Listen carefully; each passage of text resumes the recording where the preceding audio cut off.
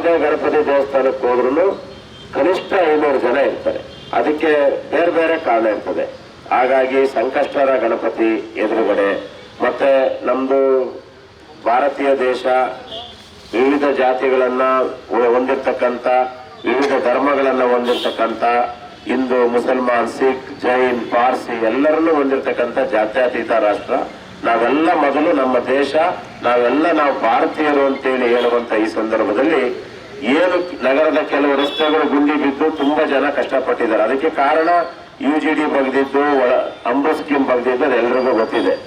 ಈಗ ಎಷ್ಟು ಜನ ಇವತ್ತು ಆ ಗುಂಡಿನ ನೋಡಿ ಸಂಕಷ್ಟ ಪಡ್ತಾ ಇದ್ರು, ಆ ಸಂಕಷ್ಟಗಳನ್ನ ಸಂಕಷ್ಟಹರಗೊಳಿಸುವ ಗಣಪತಿ ದೇವಸ್ಥಾನ ಎದುರುಗಡೆ ಇವತ್ತು ಗುದ್ದಲಿ ಪೂಜೆ ಮಾಡ್ತಾ ಇದ್ದೀವಿ.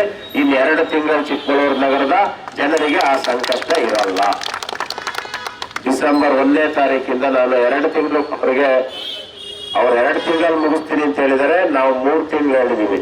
ಫೆಬ್ರವರಿ ಎಂಡ್ ಒಳಗಡೆ ಚಿಕ್ಕಬಳ್ಳೂರು ನಗರದೊಳಗಡೆ ಯಾವುದೇ ಗುಂಡಿ ಬಿದ್ದಿರೋ ರಸ್ತೆಗಳು ಇರಬಾರ್ದು. ಆಯ್ದ ರಸ್ತೆಗಳು ಪೂರ್ತಿ ಸಂಪೂರ್ಣ 100ಕ್ಕೆ 100 ನಾವು ಹೇಳಕ್ಕಾಗಲ್ಲ.